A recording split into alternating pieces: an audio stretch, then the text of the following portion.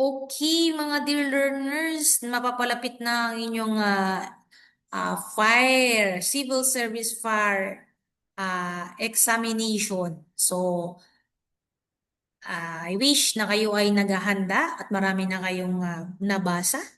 Okay? Ngayon, without further ado, okay, let us start, no? Okay, where is my screen?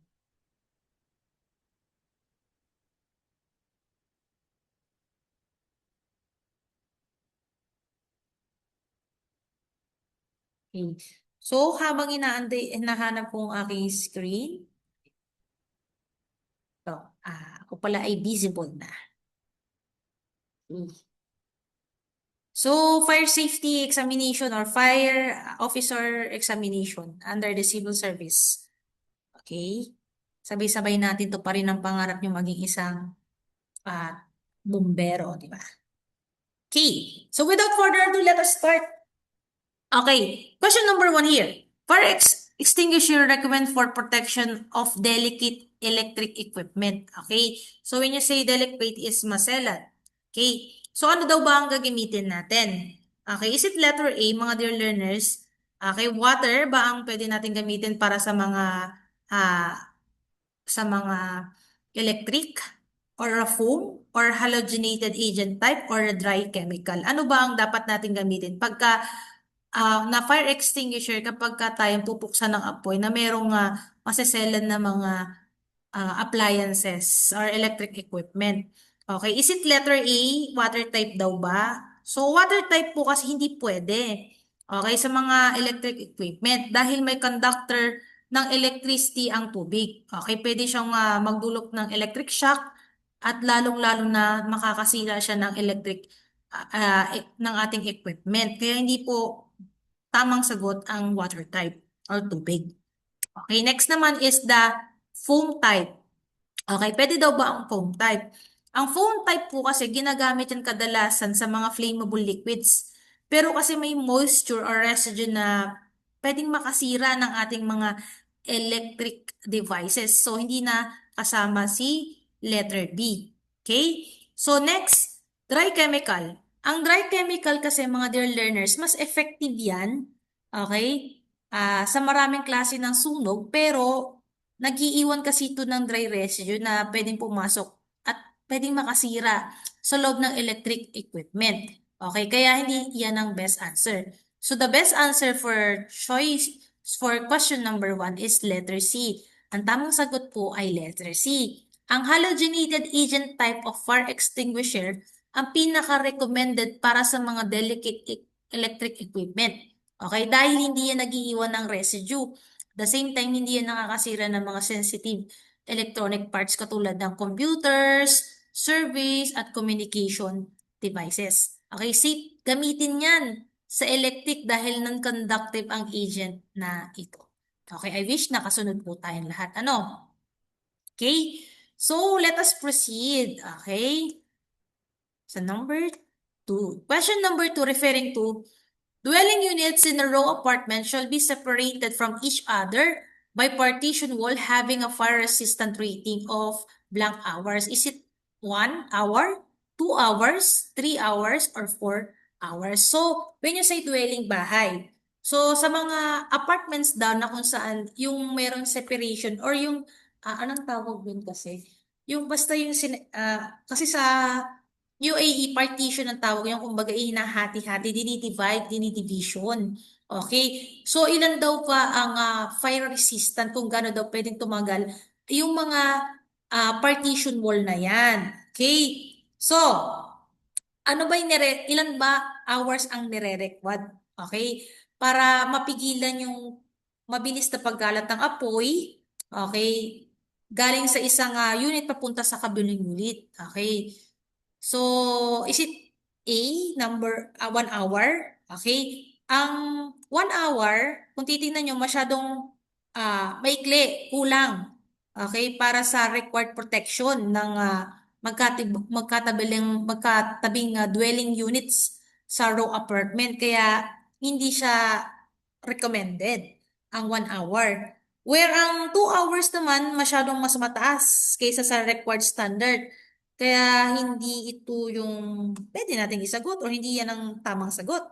Okay, kasi excuse me, mga standard number of hours tayo, number of measurements ang tinakda ang ating Fire Code of the Philippines.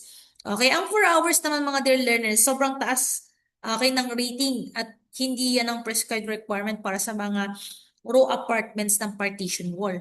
Kaya ang best answer there is 2 hours.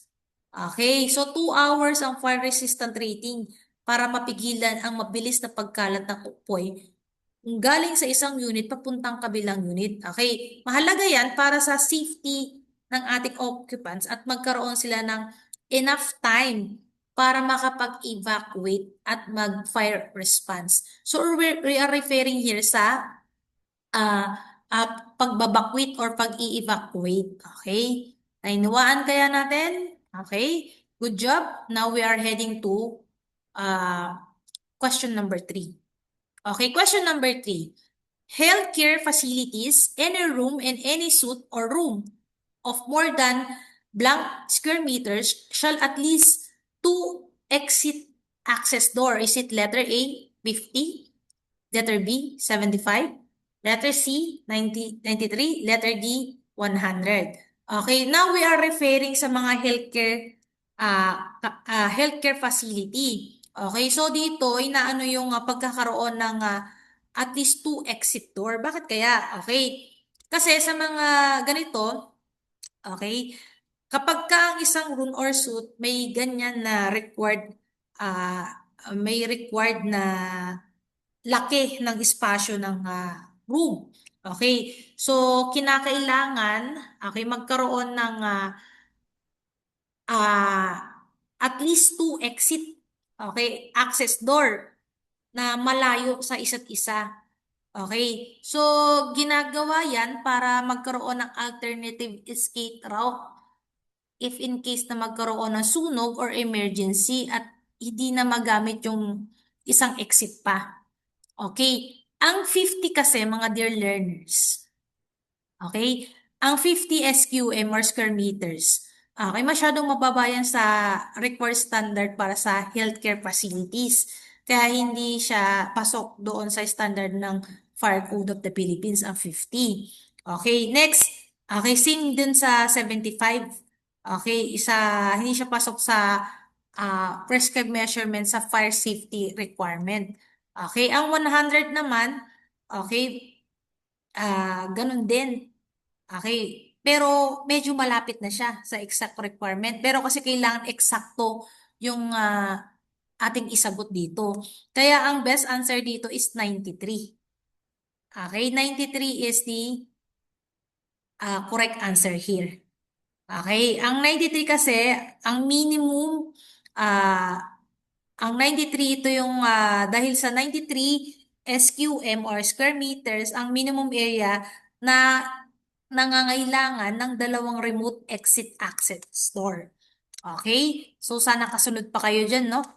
Okay, good job everyone na nasa question number 4 na tayo. Ang question number 4 po, sabi niya, occupant load factor for the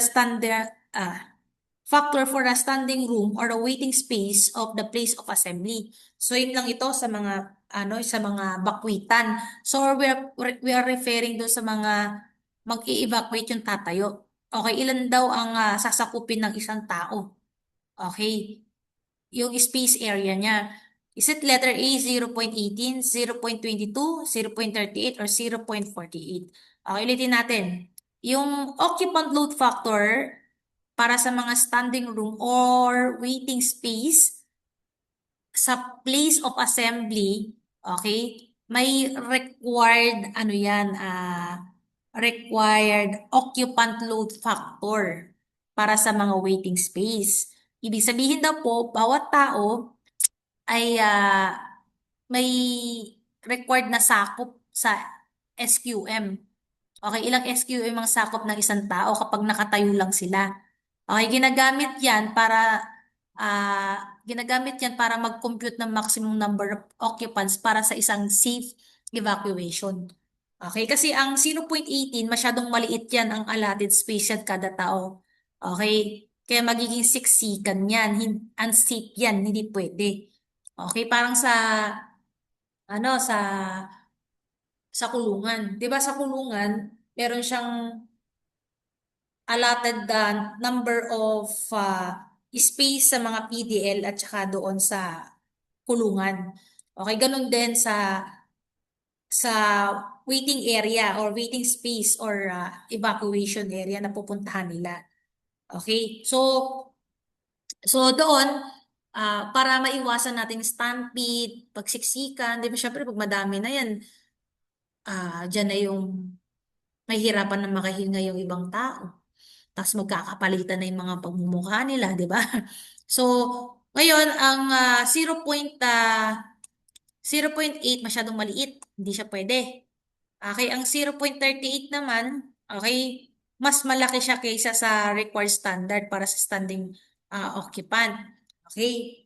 So, ang 0.48 naman, ginagamit yan sa ibang occupancy type na needed ng mas malaking space, personal space.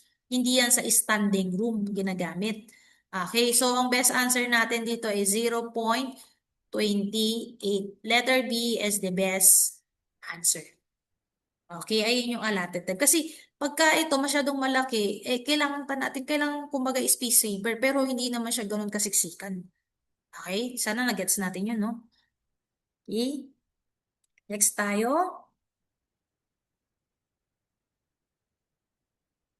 Mga dear learners, we're heading to question number 5. Okay. Fires in the cooking appliances that involve combustible cooking media. Right. Alright. Alam ko may idea na kayo dito, lalo na yung mga R-Crim, yung mga criminology. Okay. So, mga dear learners, no? Okay, ganito ko lang tinandaan ang mga classes of fire na ito. Okay, yung class A, abo. Okay, ang A kasi is para yan sa mga ordinary combustible materials katulad ng kahoy, papel, tela, at saka basura. Kung mapapansin mo, abo sila. Okay. Next, letter B. Ang letter B naman is basa.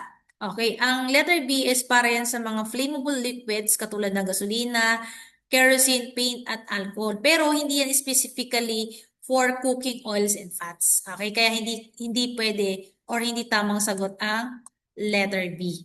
Okay. Letter C naman. Okay. C. Para sa akin sounds like kuryente. C. Okay, ang letter C naman, para yan sa mga energized electrical equipment or electrical fires. Kasi we are referring to the cooking media. Okay, yung fires na nasusunog in the cooking appliances, okay, that involve combustible or mga susunog na mga katulad ng fats, grease, oils, kasi ang K, ayan is referring sa mga nasusunog na nanggagaling sa cooking appliances na gumagamit ng mga combustible cooking media tulad ng vegetable oils, animal fats, at cooking grease. Okay, karaniwan nangyayari yan sa commercial kitchen tsaka restaurant. Kaya nga, K, kitchen, di ba? So, sana nakatulong yung yun para mag-retain yan sa mga brain cells ninyo. Hindi kayo mag-away ng brain cells nyo. Okay? Number 6. Okay, number 6 is, sabi niya, a releasing device shall be bars or panel extending not less than blank of the width of the door. Is it 1/2, 2/3, 3/4, 4/5? Okay, ang releasing bar ay yung hinahawakan kapag sa mga exit. Okay, yung releasing bars, katulad ng panic bars or push panel, okay, required yan. Okay, na mag-extend daw ng ilang gaano daw kalapad. Okay, gaano daw kalapad. Okay, para daw mas madaling ma-operate during the emergency situation. Okay, ginagawa yan para mas mabilis makalabas yung mga occupants kahit marami ng tao or may panic situation. Ang ah, ang 3/4 and 4 feet masyadong malaki yan. Hindi pasok sa standard requirements. Okay, ang 1/2 naman po masyadong maikli. Okay, hindi madaling maabot or ma-push during the emergency evacuation. Kaya ang best answer here ay ito, 2/3. 2/3 is the best answer. Okay, ang 2/3 kasi ang minimum required with extension ng releasing device sa door. Okay, sabi nga, ang releasing device katulad ng panic bars or push panel required yan na extend or humaba, okay, ng not less than 2/3 ng width ng door para mas mabilis ma-operate during the emergency situation. Okay, para makabalabas yung mga tao. Okay, sana nagigets po natin lahat. Okay, congratulations. We are now heading to question number 7. Okay, for business occupancy, the clear width of any corridor or passageway serving an occupant load of 50 or more shall not be less than blank meters. Is it 0.9, 1, 1.12, 1.50? Okay, sa mga business occupancy kasi, okay, kapag ka ang corridor or passageway, okay, ay nagsaserve ng occupant load na 50 or more than 50, okay, mayroon kasi yan nire-record na minimum clear width. Okay. So, ginagawa yan para ma-make sure na may sapat na daanan at para mas mabilis na makalabas yung mga tao at maligtas sila during the emergency situation. Okay. So, ang 0.9 kasi masyadong makitid dyan para sa corridor na ginagamit ng 50 or more pang mga occupants. Okay, ang 1 naman kasi hindi yan sapat sa required fire safety standard. Okay, para sa mga ganyang occupant load. Okay, yung letter D naman is 1.50. Mas malawak yan kaysa sa required minimum pero hindi ito yung exact standard. Kaya ang best answer natin ay letter C, 1.12. Okay, sana gets po natin lahat yan. Okay, next. Next natin, dear learners, yes. Letter ano ang sagot doon na? Letter C. Now we are heading to,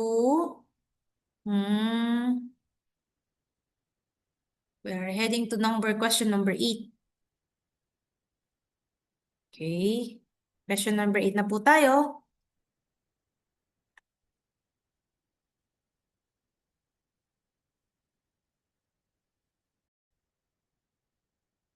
Okay, so question number 8. Sabi niya, activation of smoke-proof enclosure system shall be initiated by smoke detector installed within blank meters of the entrance. Is it 1, 2, 3, or 5? Okay.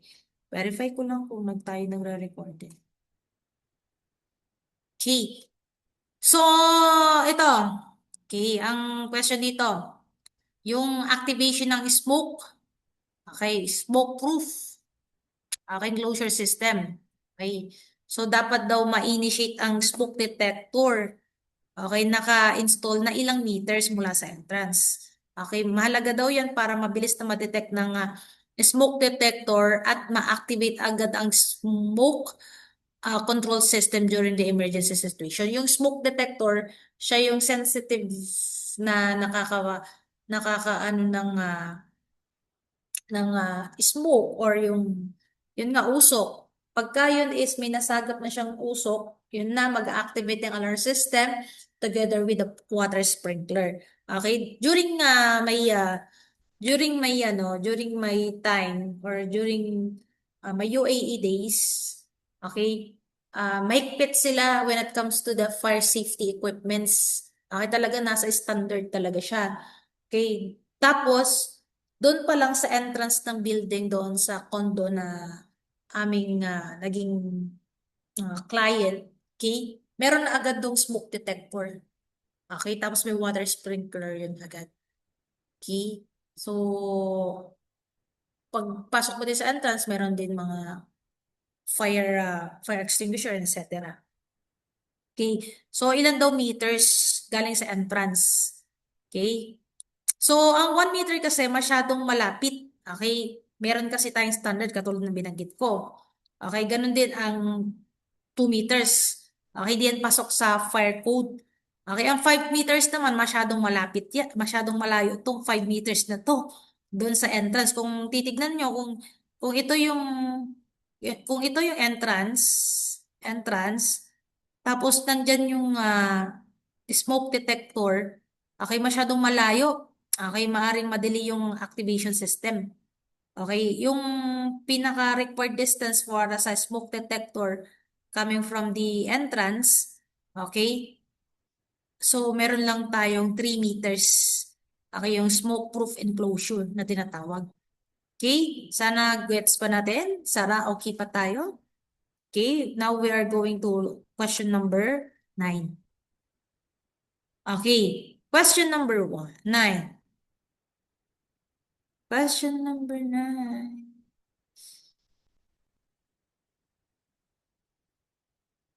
So, more on ano to yung number of ganito. Kayo sanang kung wala ng ano, no? O wala ng, ang tawag doon, yung, sana hindi kayo wala ng pag-asa na masyadong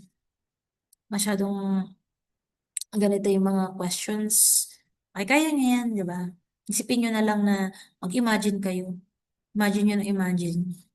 Okay. Sana hindi mawala yan sa mga isip nyo during the examination time.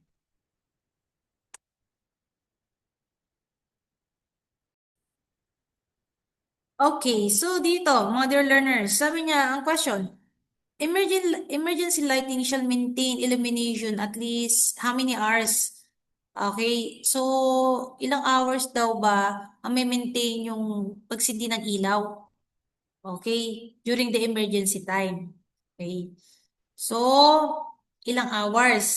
Okay, kapag ka nawalan ng normal power supply, okay, para magkaroon ng ah syempre lighting ilaw yung mga mag-evacuate para maging safe sila maka-evacuate during the emergency situation, especially kapag ka may sunog. Okay. So, ilan ba ang sinasabi ng ating Fire Code of the Philippines? Okay. So, sa 2.5, okay, masyadong sobra yan para sa prescribed duration. At the same time, hindi siya pasok sa standard. Okay. So, hindi ito naman pasok sa exact requirement. Okay. Ang 1 hour naman masyadong kulang during the emergency lightning. Kaya ang tamang sagot dito is 1.5 hours is masyado ng enough na yan. Okay. Para sa operating time ng emergency lighting system. Okay. So, ang emergency lighting system, dapat kayang mag-maintain yan ng illumination not less than or at least 1.5 hours kapag ka nawala ng normal power supply. Okay? So, the best answer is letter B. Okay, 1.5. Next po tayo, mga dear learners. Sana okay pa kayo. Okay. Next question. Question number 10. Okay, question number 10 natin ay here. The occupant load for occupant load for detention and correctional occupancy, 1 person for each blank square meters. Ito yung binabanggit ko kanina. Okay, di ba nga sabi ko nga sa inyo, di ba nga, meron tayong yung meron tayong standard para sa mga ating mga PDL. Ilan ba yung square meters? Okay, mayroon yan kasing standard. Ito na yun. Okay. So, ito na. Isa-isahin natin. Sabi nyo, okay, ang 1 person per square meter ay ilan daw? Okay. Ang space na pwede sa kanya, is it 5.5? Is it 7.5? Is it 9.3? Okay, or is it 11.5? Okay, ano ba daw ba? Okay. So, ito siya.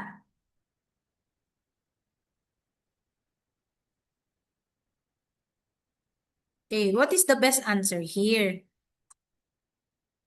sa ating question number 11? Okay. Okay. So, sa para sa detention and correctional occupancy, ang occupant load computation, okay, so gumagamit tayo ng standard one person to how many square meters para sa persons deprived of liberty or sa mga taong nakakulong sa loob. Okay, ayun yung basis para malaman kung sapat ba ang means of egress at evacuation capacity sa isang building. Okay, so may choices 5.5, masyadong maliit yan. Okay, ang 7.5 naman, okay, hindi siya pasok sa load factor, occupant load factor ng Fire Code of the Philippines. Okay, ang 11.1 naman, masyadong malaki yan. Okay, so ang 9.3 is the best answer. So sa bawat PDL daw, okay, sa bawat tao daw, occupant load sa detention, okay, meron daw dapat 1.3 square meters. Okay, required floor area per person para sa detention and correctional occupancy.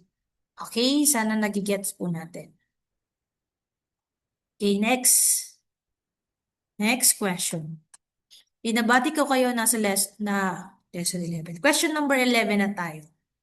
Okay, sana kayo ay nasa mabuting lagay pa. Di pa kayo nilalaman ng kadiliman.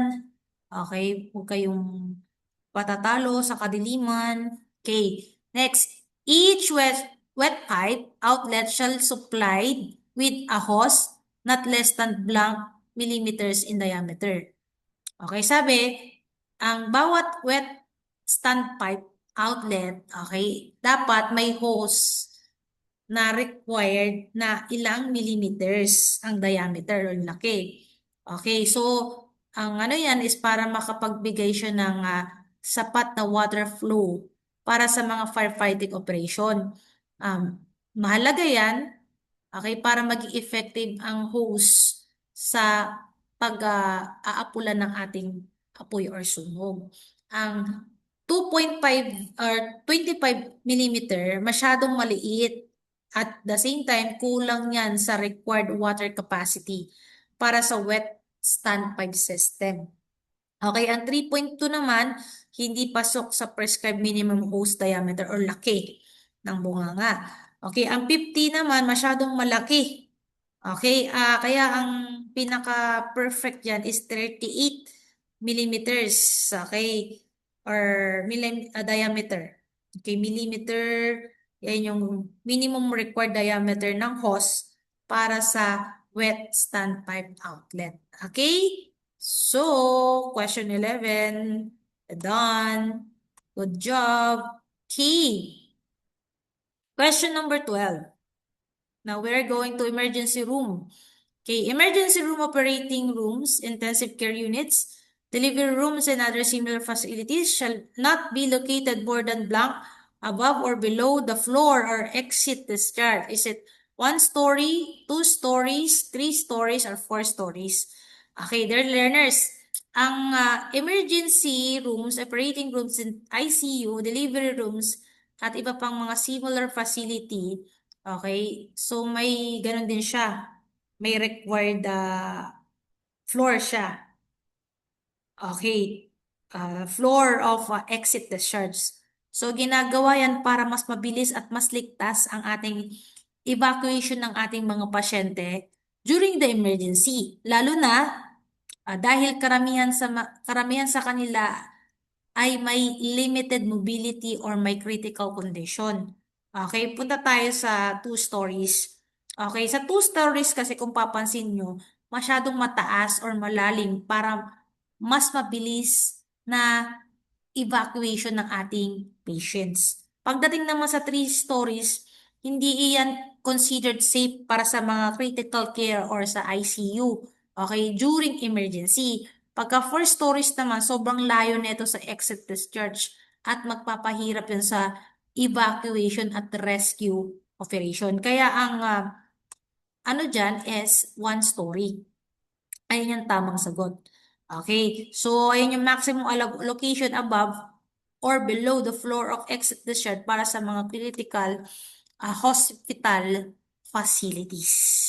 Okay, good job.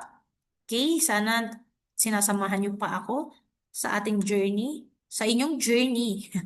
Okay, sa inyong journey para maging isang or passer ng isang fire officer. Okay, sana kayo ay hindi nawawala, di ba? Sana no, mag-top notcher kayo, no? Parang, ano yan, pride namin yan. Pride namin yan actually na kayo ay magtatap. Sobrang happy namin dyan kung kayo ay magtatap sa fire officer. May top notcher dyan nire-recognize ni ano yan, ni civil service yan. Okay? Malay nyo. Malay natin lahat. Diba? Sa sobrang tiyaga nyo mag-review. At least, diba? May top notcher na dito sa elite. Diba? Sana abot ang 700 pesos nyo. Diba? Okay. Okay, so question number 13. Means of egress, okay, shall be illuminated to values not less than blank lux. Or A, is it 5.4, B, 7.5, C, 10.7, or D, 15.0? Ang means of egress, mga dear learners, ay dapat may illumination or may ilaw yan na hindi bababa ng ilang ano daw.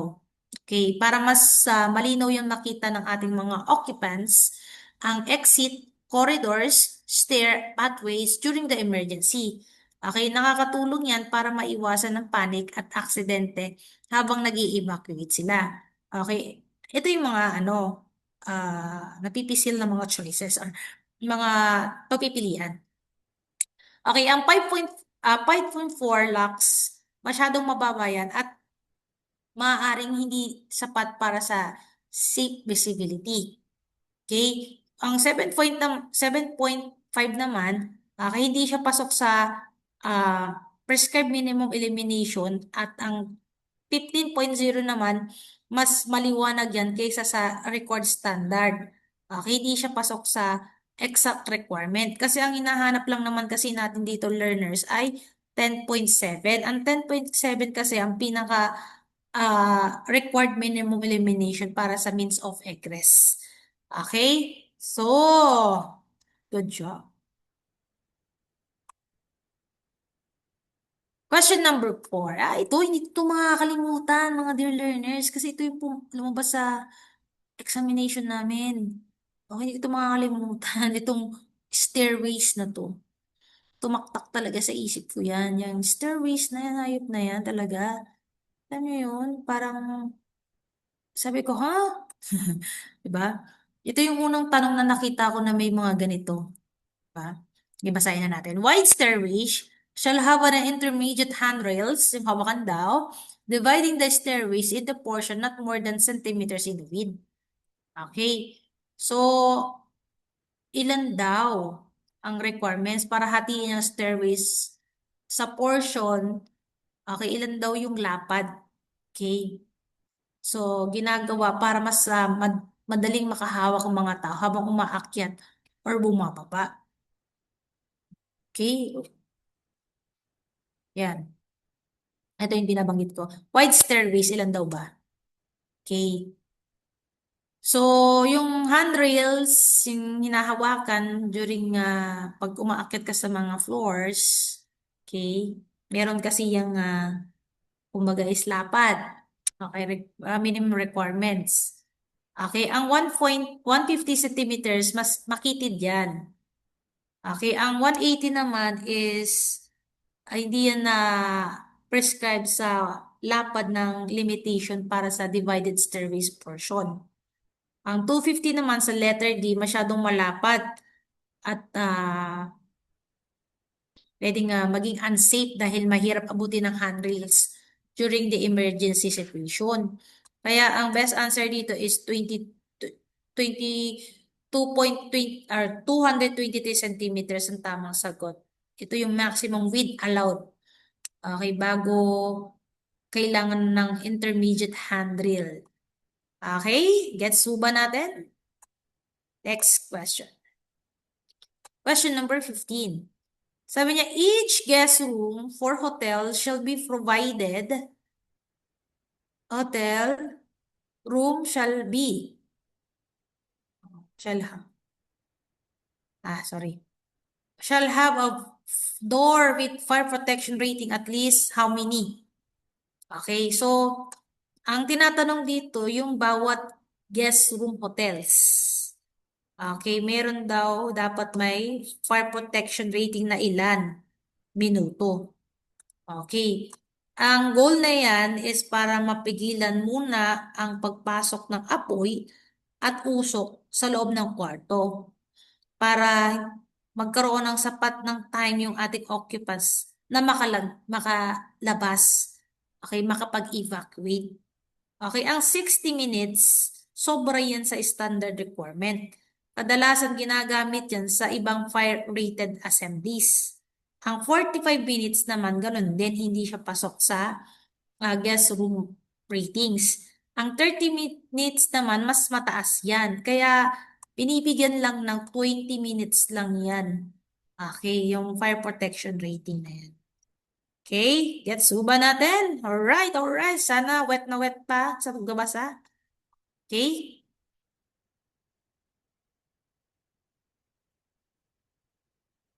Okay, next, 16. In building over blank story above ground level, areas or refuge shall be provided. Okay. So, ground level areas refuge shall provided. Okay, so ang tinatanong siguro nito, how many story?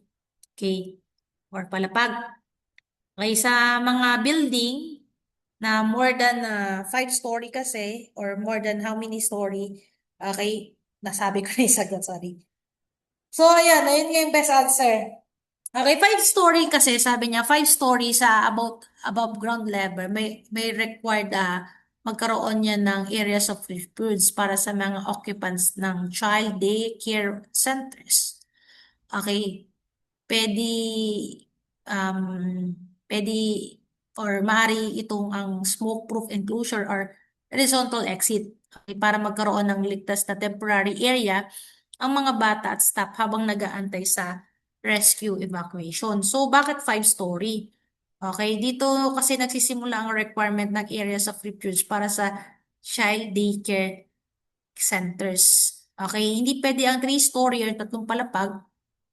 Okay, hindi pa kasi yan ang hindi pa yan ang required building height para sa mandatory areas of refuge.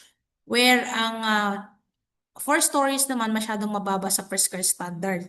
Where ang 6 stories naman lagpas yan sa actual requirement. So, hindi kailangan hintayin ng 6 story bago pa ma-comply. So, ang hinahanap lang natin dito is 5 story from the ground level. Okay, so, dear learners, sana keep kayo. Punta na tayo sa question 17. Ito pa. Ito naalala ko din itong sagot na tanong na ito eh. Okay. Ito lumabas din to namin during our uh, fire officer. Ito makakalimutan din to mga to. Diba?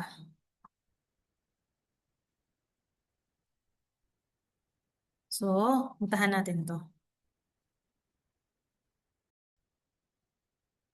Okay. So, let us proceed. Sa minimum, number 70, minimum separation distance between two exits shall not be less than the length of the maximum diagonal dimension.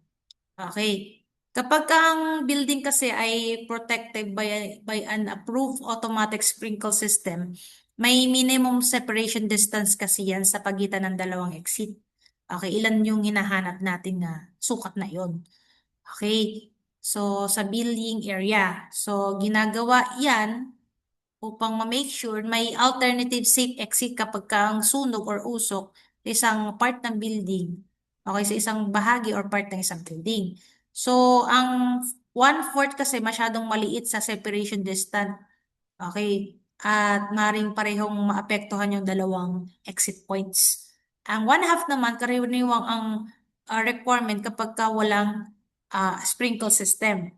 Ang 2/3 naman, sobra yan sa required standard at hindi yan pasok sa prescribed measurement ng ating fire code. So, ang best answer here ay 1/3.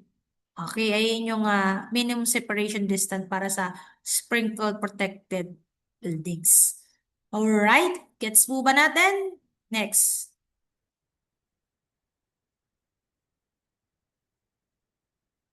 So, dear learners, okay?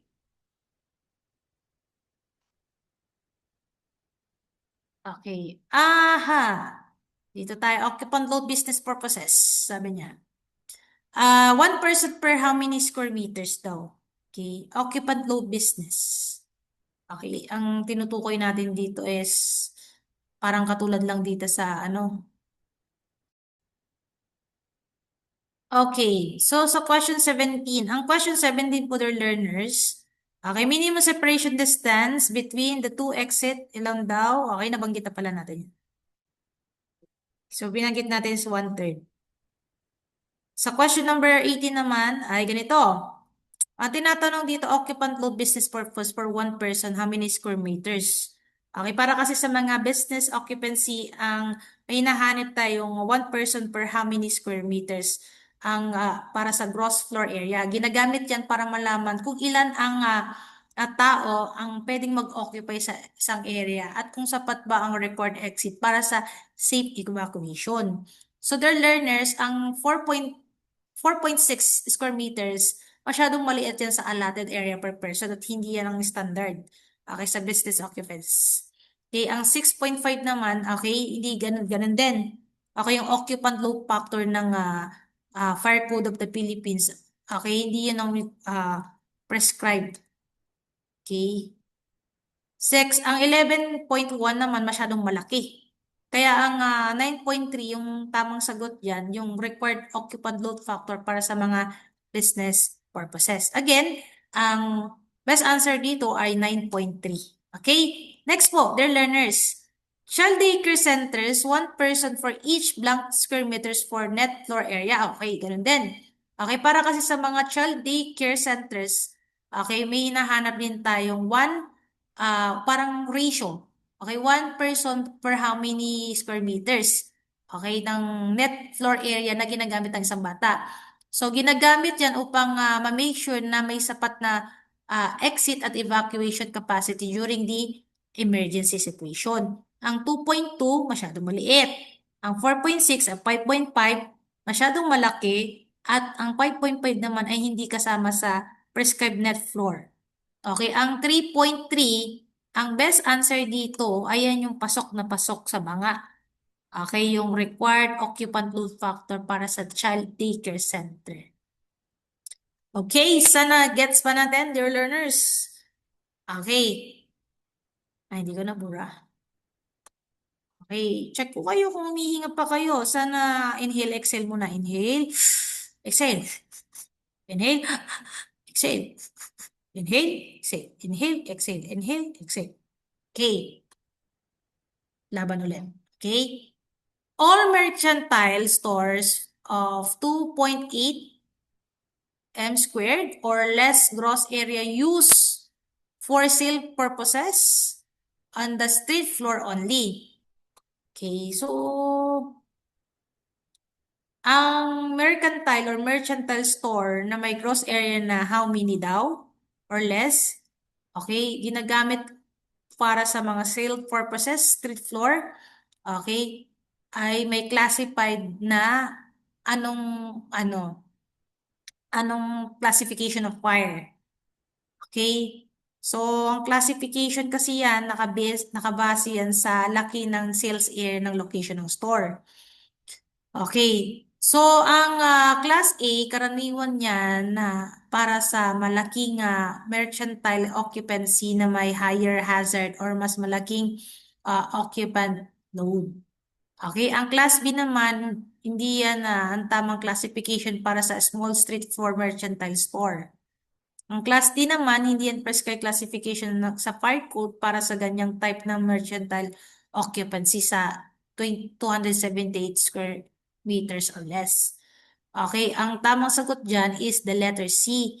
Okay, so yan yung classification para sa mercantile stores na may 278 m squared or less than na nasa street floor dyan. Okay, so ang best answer dyan is letter C. Okay, next question.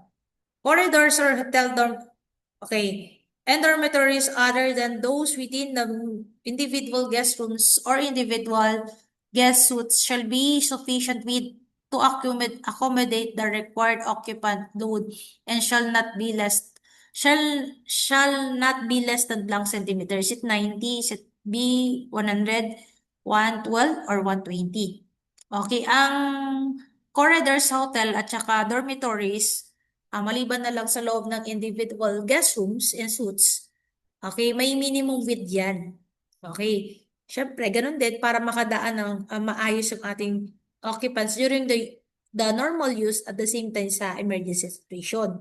Ang 90, masyado makitid. Okay. So, ang 100 naman, hindi yan sapat sa prescribed fire safety standard. Ang 120, masyadong malapat. Okay. So, ang 112 square centimeters ang best answer para sa lapad ng corridors ng hotel at saka dormitories.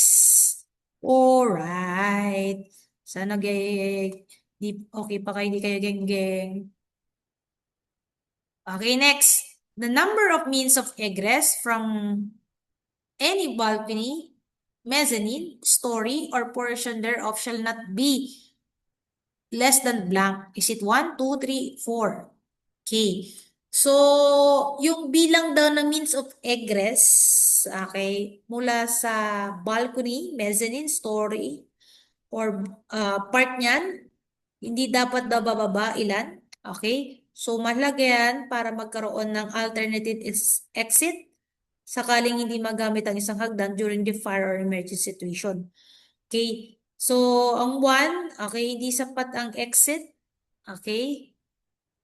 Maaring ma-block ang apoy or usok dyan. Ang letter C naman, number 3 or 3. Okay? Maaring kailangan din ng mas malaking occupant loads pero hindi yung general minimum requirement. Ang letter D naman, okay, sobra yan sa standard minimum requirement at depende lamang yan sa size na occupant ng load ng isang building. Okay, so ang best answer sa question number 22 is 2, letter B. Okay, B is the best answer. Okay, so yan ay safe para sa mga evacuations. Next. Question number 23, sorry. Rows of seat between aisles or places of assembly shall not more than blank seat 10, 12, 14, 16. Okay, yung places of assembly and rows of seat, okay, between the aisles, okay, ilan daw yung upuan. Okay, para ma-make sure na mabilis, maayos, na lalabas ang mga tao during the emergency. Kapag masyadong mababa ang row, mahihirapan ng occupants na makarating sa aisle at exit. Ang 10, masyadong mababa yan kaysa sa maximum loaded number of seat. Ang 12 naman, hindi yan ang prescribed maximum limit ng fire code. Ang 16 naman, seat, okay, sobra yan sa allowed limit para at maging effective ang safe evacuation. Kaya ang 14, okay, ang 14 seat ang tamang sagot sa maximum number of seat dyan. Okay? Then, very good. Okay, number 24. Smoke detector enclosures during mechanical ventilation shall have vestibules not less than blank centimeters in the width and blank centimeters in the direction of travel. Okay, ilan daw? Okay, parang ang sinasabi nito is Tanong dito is yung ratio na yung smoke detector probe enclosure. So, at the same, yung sukat ng lapad, tsaka direction of travel, yung inaano natin dito, hinahanap natin dito. Ang smoke-proof enclosure, so gumagamit ng mechanical ventilation, yung hindi siya mechanical ventilation. So, required yan para magkaroon ng vestibule na may sukat na ilan daw. Okay, at the same time, yung ilang centimeters travel. Okay. So, yan. It's very important na magkaroon ng enough space para sa safe passage at smoke control during the evacuation. So, at 10:150, masyadong maliit ang dimension na yan at hindi pasado sa record standard. Okay, ang 120 per 200, mas malaki yan kaysa sa minimum requirement, pero hindi yan ang exact standard. Ang 150 to 250, sobra yan sa record dimension. So, hindi yan pasok sa prescribed measurement ng fire code. Okay, ang best answer there is letter B, 112 to 183. Okay, yun yung minimum dimensions. Okay, na pasok sa mga. Okay? Okay. So, ang pinag-usapan natin, question number 24 ha. Ang sagot sa question number 24 is letter B, 112 to 183. Napindot ko yata.